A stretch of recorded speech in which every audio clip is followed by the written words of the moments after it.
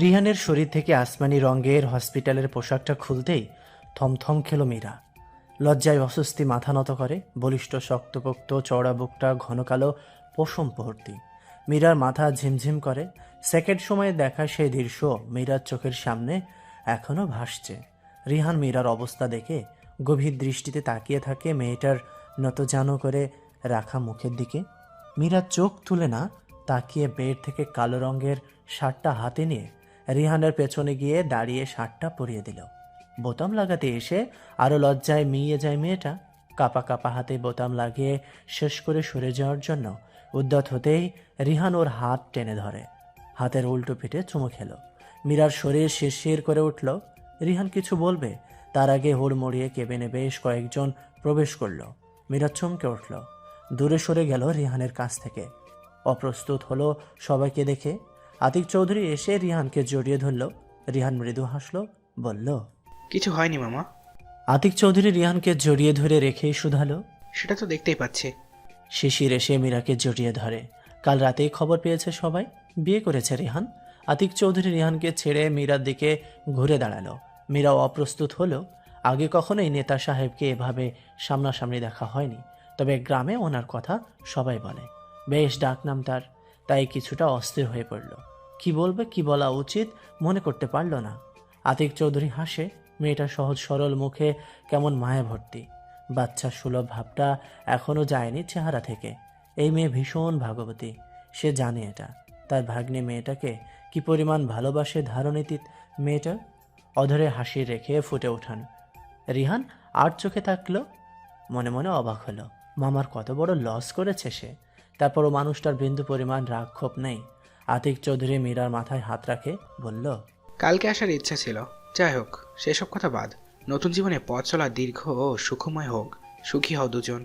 মীরা অপ্রস্তুত হাসার চেষ্টা করে। ইফাত শিশির পাশেই দাঁড়িয়ে আছে। আতিক চৌধুরী ইফাতকে ইশারা করতেই ইফাত নিজের পকেট থেকে একটা ছোট বক্স বের করে।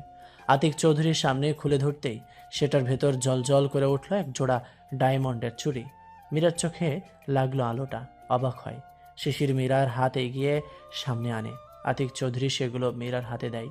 মৃদু হেসে বলল, আমার প্রচুর শখ ছিল এই ব্যাটার শ্বশুর হওয়ার, আজ বানিয়ে নিলাম। কাল হয়তো খেয়াল করনি, স্বাক্ষরনামায় মেয়ের দ্বিতীয় বাবাটার নামের জায়গায় আমার নাম ছিল। ছোট একটা উপহার আমার মেয়ের জন্য। মীরা অবাক হলো, এত দামি উপহার আর বলেছে ছোট। কিন্তু মীরার এটার থেকেও মনে বেশি দাগ কেটে গেল বাবা শব্দটা শুনে। কত বছর পর এমন করে মীরার সাথে কেউ কথা বলল।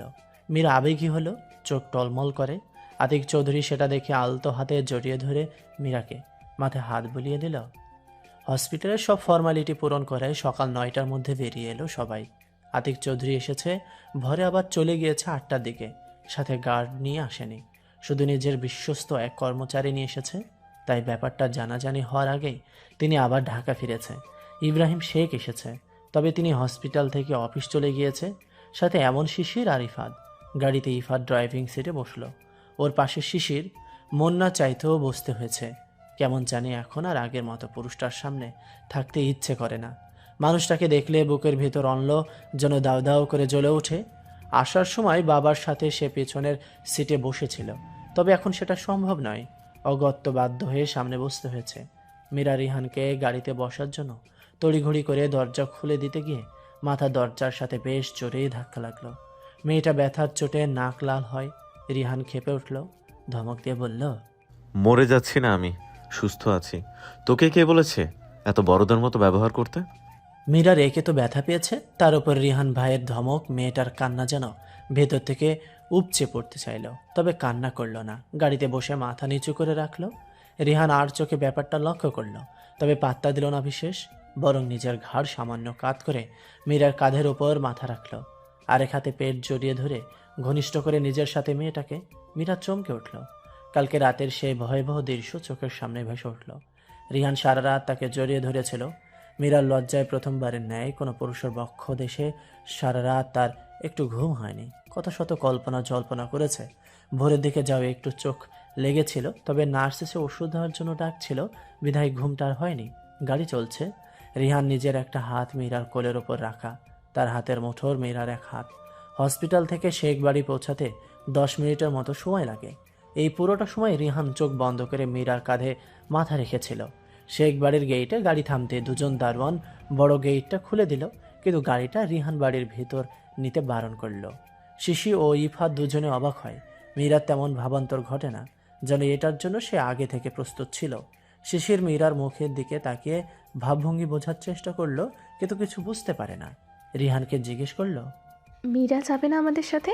ইফাত ওকে বাড়ি পৌঁছে দেবে। আপাতত তোরা দুজন গাড়ি থেকে নেমে পড়। শিশির ঘাড় নাড়ে। ইফাত গাড়ি থেকে নামার আগে রিহানের হাতে একটা ছোটখাটো শপিং ব্যাগ নিয়ে গেল। মীরা ততক্ষণে রিহানের থেকে অনেকটা দূরত্ব বজায় রেখে বসেছে। রিহান ব্যাগটা নিয়ে নিজের বাঁ পাশে রাখলো, ফিরে মীরার দিকে তাকিয়ে রইল। মীরা মাথা নিচু করে বসে আছে। রিহান হসপিটাল থেকে বেরিয়ে আসার আগেই মীরার সাথে কথা হয়েছে। মীরা এখন নিজেদের বাড়িতে থাকবে। রিহান সুস্থ হলে তবে মীরাকে শেখ বাড়িতে নিয়ে আসবে রিহান। যদিও রিহানের তেমন একটা মত ছিল না, শুধু রমজান শেখের কথাই রাজি হয়েছে। বিয়েটা তার কথা মতো হয়েছে, কিন্তু এটা খুব বেশি কেউ বিষয়টা জানে না, তাই অনুষ্ঠান করে আনলেই ব্যাপারটা সুন্দর দেখাবে। রিহান ফোঁস করে নিঃশ্বাস ছাড়ে। মীরা হঠাৎ ঘাড় ঘুরিয়ে রিহানের দিকে তাকালো। মেয়েটার চোখ টলমল করছে, তবে অদ্ভুত বিষয়, মেয়েটা বারবার অধর দাঁত দ্বারা চেপে ধরছে। মনে হচ্ছে কিছু নিয়ে অপ্রস্তুত, ভয় পাচ্ছে। রিহান দুই হাত বাড়িয়ে মীরার মুখটা নিজের হাতের আঁচড়ে নিল। ভ্রু উঁচিয়ে শান্ত স্বরে জিজ্ঞেস করলো, কি হয়েছে তো? হঠাৎ কথা স্বর হারিয়ে গেল। চারদিক থেকে কোনো শব্দ এলো না আর। কান শস্য শব্দের সাথে গরম ধোঁয়া বেরিয়ে এলো যেন। নরম অধর ছেঁচে পুরুষটার সিগারেটে পড়া অধর। বিষয়টা বুঝতে যেন কয়েক পলক সময় লাগলো রিহানের। যতক্ষণে বুঝতে সক্ষম হলো ততক্ষণে মীরা নিজের কাজ শেষ করে সরে যাচ্ছিল, কিন্তু সামনে বসা বলিষ্ঠ পুরুষ সেটা হতে দিল না। দুই হাতে মেয়েটার কোমর চেপে ধরল। একটানে নিজের কোলের ওপর তুলে কিছুক্ষণ আগে মীরার অসম্পন্ন কাজ সম্পন্ন করতে ব্যস্ত হলো। পুরুষটার অধর স্পর্শে মেয়েটা বেসামাল হলো। মস্তিষ্ক খুব করে এটার জন্য নিজেকে দায়ী করলো। সেদে সেদে নিজের বিপদটা যে নিজে হাতে পায়ে ধরে টেনে এনেছে বুঝতে পেরে নিজের গালে থাপ্পড় মারতে ইচ্ছে করলো। শরীর যে এদিকে অবশ হচ্ছে, নিজেকে ছাড়ানোর বিন্দু পরিমাণ শক্তি শরীরে অবশিষ্ট নেই। নিজের স্বামীর এমন রূপ রীতি মতের মীরার অন্তরে উতাল পাতাল হচ্ছে। কত সময় কাটলো কেউ হিসাব করার মতো অবস্থায় ছিল না। ছাড়া পেয়ে মীরার শ্বাস প্রশ্বাসের বেগ দ্রুত হলো। মুখ ঘুরিয়ে বসলো। রিহান স্বাভাবিক, কোনো পরিবর্তন ঘটেনি, ঠিক আগের মতো স্বাভাবিক, শুধু চোখের চাহনি মারাত্মক। মীরা একবার তাকিয়ে ফের দৃষ্টি ঘুরিয়ে নিল। রিহান নিজের নিচের অধর দাঁত দ্বারা চেপে ধরে হাত বাঁকিয়ে পাশ থেকে শপিং ব্যাগটা নিল। মীরার কোলের ওপর রেখে বাহিরের দিকে তাকিয়ে শান্ত অথচ গম্ভীর শোনালো পুরুষটার কণ্ঠ, তোমার একবার স্বেচ্ছায় ছোঁয়ার তৃষ্ণা বাড়িয়ে গেল জান। এখন তোমাকে একান্ত নিজের করে পাবার অপেক্ষার দিন। দ্রুত ইতি টানতে হবে। মীরা দুটো ঝটকা একসাথে নিতে পারল না, থম মেরে বসে রইল। রিহান আবার বলল, ফোন আছে, সব সেটিংস করাই আছে, কল রিসিভ করলে করবি। মীরা কিছু বলার অপেক্ষা করে না। রিহান তার আগেই বেরিয়ে গেল। ইফাদ এসে গাড়িতে বসলো। চমৎকার একটা হাসি উপহার দিল মীরাকে। মীরা অপ্রস্তুত হাসলো। ইফাদ গাড়ি স্টার্ট করে। শিশির রিহানকে বাড়ির ভেতরে নিয়ে গেল। সদর দরজায় যেন অপেক্ষা করেই ছিল সবাই। শিশির রিহান বাড়ির ভিতরে গেল। রিহান গম্ভীর গিয়ে সোফায় বসলো। শরীরটা দুর্বল লাগছে, মাথাটা অল্প চিনচিন ব্যথা করছে, তাই চুপ করে চোখ বন্ধ করে নিল। তাকে ঘিরে সবাই বসলো। কি খাবে, শরীর কেমন লাগছে সব জানতে ব্যস্ত হয়ে পড়ল নীনা বেগম আর রিহানের ছোট চাচি। শিশির সবার সাথে ভালো মন্দ জিজ্ঞেস করে, কিন্তু সবার সাথে কথা শেষ সোফায় বসা রিহানের পাশে তাকিয়ে আচমকাই সবার ভিড়ে শিশির অস্পষ্ট ডেকে উঠল, টাইসন। রিহান শিশিরের ডাকে চোখ খুলে বামে তাকায়। ধপধপে সাদা আর ব্রাউন কালার সংস্পর্শে একটা বিড়াল ছানা। এটার স্পর্শ রিহান প্রথমে পেয়েছিল যখন সে এসে বসেছে সোফায়, তখনই তিনি এসে রিহানের পাশের জায়গাটা দখল করে নিয়েছে। রিহান এক হাতে বাড়িয়ে বিড়ালটাকে ছুঁয়ে দিল। সে যেন মালিকের আদর স্পর্শ পেয়ে আহ্লাদি হলো। মাথায় লিয়ে দিল হাতে, মুখ ঘষল হাতের তালুতে। ম্যাও করে যেন জানতে চাইল কাল রাতে বাড়ি কেন ফিরেনি রিহান। রিহান কোলে নিল, মাথায় হাত বলিয়ে দিয়ে মুচকে হাসল। শিশির ততক্ষণে এসে রিহানের সামনে দাঁড়িয়েছে। মেয়েটার মুখে এখনো বিস্ময়ের ছোঁয়া। চোখ টান টান করে অবাক কণ্ঠে জিজ্ঞেস করল, এটা এটা এখানে কি করে এলো? এটা তো আমি ভাইয়ের সাথে ভিডিও কলে কথা বলার সময় সুইজারল্যান্ডে দেখেছিলাম। এটা আমি অনেক আগেই আনিয়েছি। এটার নাম টম, আর তুই যেটা দেখেছিস সেটা কাজল নিয়ে আসবে। রিহান বিড়ালটার মাথায় হাত বুলিয়ে দিতে দিতে বলে, তারপর বিড়ালটাকে নিয়ে উপরে নিজের রুমে চলে গেল। শিশির হতাশ হয়। তার একটা বিড়ালের শখ প্রচুর। অনেক আগে রিহানের একটা বিড়াল ছিল, নাম ছিল ক্যামেলি। সেখান থেকে শিশিরের বিড়ালের প্রতি আলাদা একটা অনুভূতি তৈরি হয়েছিল। রিহান ঢাকায় থাকাকালীন সেটা রিহানের সাথে ছিল। শিশির নিজেও ওর যত্ন আত্তি করত, আদর করত, নিজের সাথে রাখত। একদিন ওরা বাসায় ছিল না কেউ।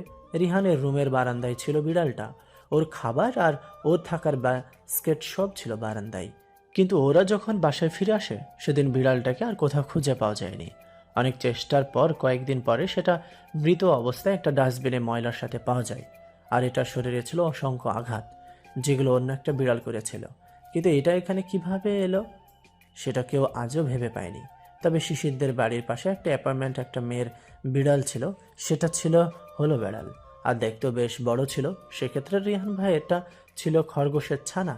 হয়তো ওই হোড়ো বিড়ালটাই এমন করেছিল। হোড়ো বিড়ালের মালিক যে মেয়ে ছিল সে শিশিরের ভালো ফ্রেন্ড ছিল, কিন্তু শিশির এই ঘটনার পর আর কোনোদিন মেয়েটার সাথে কথা বলেনি। সবাই কম বেশি বুঝতে পেরেছিল ওই মেয়েটাই নিজের বিড়ালকে বাঁচাতে রিহানের বিড়ালটাকে ডাস্টবিনে ফেলে দিয়েছিল, কারণ রিহানের বিড়ালটাকে ওই মেয়েটার বিড়ালটাই মেরেছিল। মীরা বাড়ি ফিরে আগে গোসল দিল। শরীর কেমন করছে? গোসল দিয়ে খাবার খেয়ে কিছু সময় ঘুমালো। রোকেয়া কমলা এই সুযোগে উঠোনে কিছু কাজ সরল। জোহরের আজান পড়তে তারা দুই শাশুড়ি বউ গোসল করে নামাজ পড়ে মীরাকে ডাকলো। মীরা হাত মুখ ধুয়ে ফ্রেশ হয়ে একসাথে খাবার খেলো সবাই। অতঃপর বসলো সবাই। রোকেয়া অনেক আগে মেয়ের গলা থেকে চেইনটা খুলে রেখে দিয়ে ছিল নিজের কাছে, তবে আজ আবার সেটা মেয়েকে পরিয়ে দিল। কমলা নাতনিকে এটা সেটা জিজ্ঞেস করলো। মীরা অল্প স্বল্প লজ্জা পেলেও সব বলল। শুধু রাতে জড়িয়ে ধরে ঘুম আর গাড়িতে চুমু, এগুলো বাদে সব গল্প করে দাদির সাথে। দুপুর গড়িয়ে বিকেল, বিকেল গড়িয়ে সন্ধ্যা। বারবার ফোন চেক করলো মীরা। অপেক্ষা করলো রিহান ভাইয়ের একটা কলের, কিন্তু না, কিছু এলো না। রাত 8টা বাজে মীরা খাবার খেয়ে রুমে এলো। সে দেখলো ফোনটা বাজছে। তড়িঘড়ি করে এসে ফোন হাতে নিল, কিন্তু কল রিসিভ করতে পারলো না। আর পূর্বে অভিজ্ঞতা না থাকার ফলে প্রথমবার কল কেটে গেল। দ্বিতীয়বার কল আসতেই মীরা রিসিভ করতে সক্ষম হয় এবং ফোন কানে দেওয়ার আগে অনাকাঙ্ক্ষিত একটা মুখ চোখের সামনে ভেসে উঠল। মীরার চোখ বড় বড় করে নিল, লজ্জায় মাথা নিচু করে রাখল। উদম শরীরে বসে আছে রিহান, পরনে শুধু একটা টাওয়াল, মাথায় শুভ্র ব্যান্ডেজ, মুখে পানির প্রলেপে চিকচিক করছে চাপ দাড়ি, ঠোঁট জোড়া ফোকাসে দেখাচ্ছে। হাতে তার ফোন, যার ভেতরে ভিডিও কল রয়েছে লজ্জাবতী মীরা। মীরা লজ্জাবতী নয়, শুধু রিহান ভাইয়ের এমন অবস্থা থেকে সে লজ্জা পাচ্ছে। অন্যথায় মুখ দিয়ে মেহের খুই ফুটে রিহানকে দারুণ দেখাচ্ছে। কোনো তামিল সিনেমার হিরোকে টেক্কা দেওয়ার মতো মারাত্মক সুন্দর। মীরার চোখ আটকে থাকে এই পুরুষের দিকে, কিন্তু তাকাতে পারে না। এভাবে দেখলে তার বুকের ভিতর কেমন করে ওঠে, পেটে শিরশির অনুভূতি হয়। রিহান অদ্ভুত দৃষ্টিতে তাকিয়ে দেখছে মীরাকে, চোখ দিয়ে যেন নেশা ঝরে। মীরার সর্বাঙ্গে কাঁপন ধরে, শিরশির করে শিরা উপসেরাই। মীরা, মৃদুস্বরে ডাকলো রিহান। মীরা চোখ তুলে একবার ফোনের স্ক্রিনে তাকিয়ে আবার মাথা নত করে অধর নেড়ে মিহি স্বরে জবাব দিল, জি বলুন। আসবো? মীরা চমকে উঠল, হতভম্ব হয়ে তাকিয়ে রইল কিছু সময় রিহান ভাইয়ের দিকে। পরপরই দৃষ্টি এলোমেলো ঘুরিয়ে বলে, অসুস্থ আপনি? তোর শরীরের স্মেল, তোর এই নরম হাতের ছোঁয়া পেলে সুস্থ হয়ে যাব। রিহান ঘোর লাগা কণ্ঠে বলে উঠল। মীরা লজ্জা পায়, চোখে সেটার ছাপ স্পষ্ট। রিহান দেখতে পাচ্ছে, কিন্তু মেয়েটার চোখের নিচে কালি পড়েছে। নিশ্চয় পরীক্ষার জন্য রাত জেগে পড়েছে। সেই জন্য রিহান আরও একটা বিষয় লক্ষ্য করলো, সেটা হচ্ছে মীরার মুখে চিন্তিত দেখাচ্ছে। মীরা বলে উঠল, আম্মা, দাদি সবাই কি বলবে? আমি ম্যানেজ করে নেব সবাইকে। রিহান সোজাসাপটা জবাবে বলে। মীরা তাও কেমন বিষয়টা ভালো নজরে দেখল না, কিন্তু পরক্ষণে মনে পড়ে তারা তো প্রেম করছে না, এখন বিবাহিত তারা, স্বামী স্ত্রী, সমাজে একটা পরিচয় আছে তাদের, তাহলে ভয় কিসের? মীরার ভাবনার মাঝে রিহান আবার বলে উঠল, আমি কি পরনারীর কাছে যাব? আমি আমার বউয়ের কাছে যাব? মীরাকে কিছু বলার সুযোগ না দিয়ে রিহান কল কেটে দিল। মীরা ফোন রেখে দৌড়ে মায়ের রুমে গেল। রোকিয়া মাত্র কুরআন তেলাওয়াত শেষ করে শোনার জন্য প্রস্তুতি নিচ্ছিল। এর মধ্যে মেয়েকে এমন দৌড় নিজের রুমে প্রবেশ করতে দেখে চিন্তিত হলো। শরীরকে মেয়েটার আবার খারাপ করলো। রোকিয়া দ্রুত কদম ফেলে মেয়ের কাছে এলো। মীরা কাল বিলম্ব করে না, মিনমিন করে বলল, আমার রিহান ভাই আসছে। এখন? রোকিয়া বেগম বিস্ফোরিত নয়নে তাকিয়ে বলে উঠল। রোকিয়া মেয়ের দিকে তাকিয়ে আছে উত্তরের আশায়। মীরা শুধু মাথা ঝাঁঝালো, যার অর্থ হ্যাঁ বোঝালো। এত রাতে বাড়িতে শুধু 3জন মহিলা মানুষ, তার মধ্যে এত রাতে ভাইপো নতুন মেয়ে জামাই রূপে প্রথমবার তার বাড়ি আসবে। আপ্যায়নের তো একটা ব্যাপার আছে। তার উপর একটা সময় এই ছেলেটাকে তিনি নিজের সন্তানের মতোই ভালোবাসে, আদর যত্ন করত। যদিও ভালোবাসাটা এখনও ঠিক আগের মতো রয়েছে, শুধু প্রকাশ করার মতো কোনো পরিস্থিতি মাঝে ছিল না। রোকেয়া বেগম তড়িঘড়ি করে খাবার ঘরে গেল। ফ্রিজ থেকে দুটো ডিম আর মাছ নামিয়ে পানিতে ভিজিয়ে রাখলো। এক চুলার সিলিন্ডার গ্যাস আছে, সেখানে ভাতের পানি বসিয়ে দিলেন।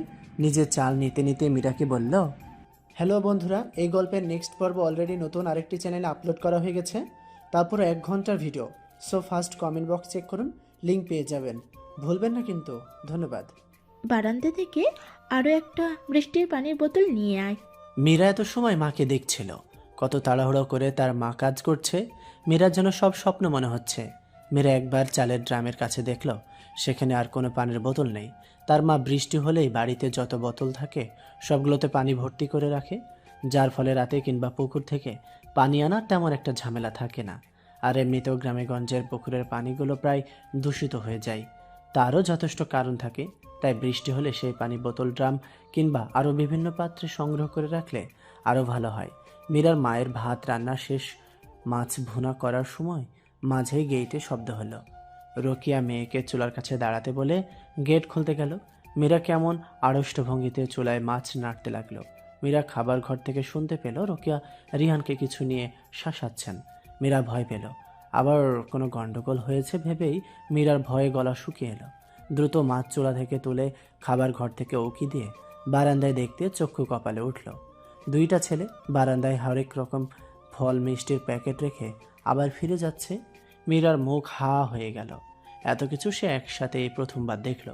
যদিও কথাটা কেমন শুনতে, তবে সত্যি এটা এত বাজারে একসাথে সে আগে কখনো দেখেনি, বিশেষ করে বাবা মারা যাওয়ার পর। যদিও রোকেয়া নিজের সাধ্য মতো করে, তবে এতটা না। রোকেয়া হাঁসফাঁস করছে।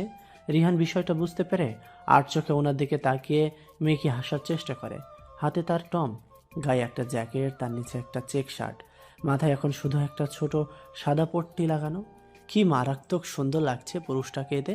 মীরার গলা শুকিয়ে আসে। রোকেয়া হতাশার দৃষ্টিতে রিহানের দিকে তাকিয়ে এক এক করে সব খাবার ঘরে নিতে লাগলো। মীরা এদিকে তড়িঘড়ি করে রান্নাঘরে এসে সব গুছিয়ে খাবার টেবিলে রেখে দিয়েছে। রিহান মীরার রুমের সামনের ওয়াশরুম থেকে ফ্রেশ হয়ে এলো। রাত 10টা বাজতে বাজতে রোকেয়া মেয়ে জামাইয়ের খাবার দাবার পাট চুকিয়ে সব গুছিয়ে নিজের রুমে চলে গেল। মীরাও নিজের মা রুমে যেতে নিজের রুমে এলো। রিহান তখন মীরার ছোট আয়নাটার সামনে দাঁড়িয়ে শার্টের ওপর পড়ে থাকা কালো রঙের জ্যাকেটটা খুলছে, আর বিড়ালটা বিছানায় বসে রিহানকে দেখছে। মীরা এটার নাম জানে না, তবে দেখার পর থেকেই এটাকে ছুঁয়ে দেওয়ার লোভ হচ্ছে। মীরা দরজা বন্ধ করবে কিনা সেটা নিয়ে দ্বিধায় ভুগছে। ঠিক তখনই রিহান গম্ভীর স্বরে আদেশ করল, দরজা বন্ধ করে আয়। মীরা খুব সাবধানে দরজা বন্ধ করে, যাতে কোনো শব্দ না হয় সেই ভয়ে। বাড়িতে মা দাদি আর সে দরজা বন্ধ করে একটা পুরুষের সাথে একই রুমের ভিতর। ভাবতেই মীরার অস্বস্তি হচ্ছে, কিন্তু কিছু করার নেই। এই পুরুষকে নিয়ে বিশ্বাস নেই, যখন তখন যা কিছু করে বসবে। রিহান জ্যাকেট চেয়ারে রেখে নিজের কাছে ডাকলো মীরাকে। মীরা এদিক ওদিক তাকিয়ে গুটি গুটি পায়ে এগিয়ে গিয়ে রিহানের থেকে কিছুটা দূরে দাঁড়ালো। এখনও তো মীরার এসব স্বপ্ন মনে হয়। ভাবতেই পারে না এত সব হয়েছে তার সাথে। নিজের ভালোবাসার মানুষটা তার স্বামী, এটাও তার কপালে ছিল। ভাবলে নিজেকে সুখী মনে হয়। মীরার ভাবনার মাঝে রিহান আচমকায় হাঁটু গেড়ে নিচে বসে গেল। মীরা চমকে উঠল, দূরে সরে গেল। অবাক হয়ে বলে উঠল, আজকেই পার্ট এই চ্যানেলে শেষ। পরের পার্ট কিন্তু অন্য চ্যানেলে আপলোড করা হয়েছে, লিঙ্ক কমেন্ট বক্সে দেওয়া আছে। ধন্যবাদ। এ কি, আপনি নিচে কেন বসেছেন? উঠুন, উপরে বসুন। এদিকে আয়। মীরা তবুও দাঁড়িয়ে থাকে। রিহান সেটা দেখে আবার বলে, এদিকে আয়। মীরা এবার ধীর পায়ে এগিয়ে রিহানের সামনে দাঁড়াতেই রিহান নিজের প্যান্টের পকেট থেকে একটা কিছু বের করে মীরার পা টেনে নিজের উরুর ওপর রেখে মীরার পায়ে সেটা পরিয়ে দিল। মীরা অবাক হয়ে দেখল, স্বর্ণের একটা পায়েল। খুব বেশি কারু কাজ করা নয়, নর্মাল, তবে দারুণ সুন্দর দেখতে পায়েলটা। রিহান মীরার পায়ে অধর ছুঁয়ে চুমু খেতেই মীরার ঘোর কাটল। ঝট করে পা সরিয়ে নিতেই রিহান বিরক্ত হলো, উঠে দাঁড়িয়ে বিছানায় গিয়ে বসল। মীরার দিকে নেশাতুর দৃষ্টিতে তাকিয়ে রইল। মীরার পুরো শরীর শিরশির করে উঠল। কাটার ন্যায় বিঁধল এই চাহনি, মারাত্মক সুন্দর পুরুষটার চাহনি। রিহান টমকে বিছানা থেকে কোলে তুলে ফের নিচে বসলো। মীরাকে ডেকে পাশে বসতে ইশারা করে। মীরা গিয়ে অল্প দূরত্ব রেখে বসলো, কিন্তু রিহান সেই দূরত্ব মিটিয়ে নিল। টমকে বাঁ হাতে নিজের এক উরুর উপর রেখে ডান হাতে মীরার গলা থেকে ওড়না খুলে নিল। সেটা দিয়ে টমকে ঢেকে দিল। টম একদম চুপ করে রইল, কোনো নড়াচড়া নেই। মীরা চমকে উঠে কিছু বলতে যাচ্ছিল, রিহান বাধা দিল। গলায় মুখ গুজে মীরার কথা বলার রাস্তা বন্ধ করে দিল। মীরা বরফের অনুরূপ জমে গেল। রিহান সুযোগ বুঝে বইয়ের অধরে মেতে উঠল। মীরার চোখ প্রথমে রসগোল্লার ন্যায় বড় বড় আকৃতির ধারণ করলেও সেটা পরে খুব ছোট ছোট হয়ে গেল। কিন্তু চোখ বন্ধ হওয়ার আগে মীরা দেখল টম ওড়না পা দিয়ে টেনে সরিয়ে এক চোখ বের করে তাদেরই দেখছে। এটা লক্ষ্য করে মীরা ছোটাছুটি করতে লাগলো। রিহান বিরক্ত হলো। বিশেষ মুহূর্তে বাধা একদম পছন্দ হয়নি তার। তবে মীরার দৃষ্টি অনুসরণ করে সেদিকে তাকিয়ে টমকে ড্যাব ড্যাব করে তাদের দিকে তাকিয়ে থাকতে দেখে চক্ষু চড়ক গাছ। রিহান অসহায় বধ করলো নিজেকে, বলল, টাইসন এলে তোর সাথে ওকে বিয়ে দিয়ে দিলাম, তখন তুই যত ইচ্ছে রোম্যান্স করিস, আমি বাধা দেব না। দয়া করে আমার রোম্যান্সের দিকে নজর দিস না এখন।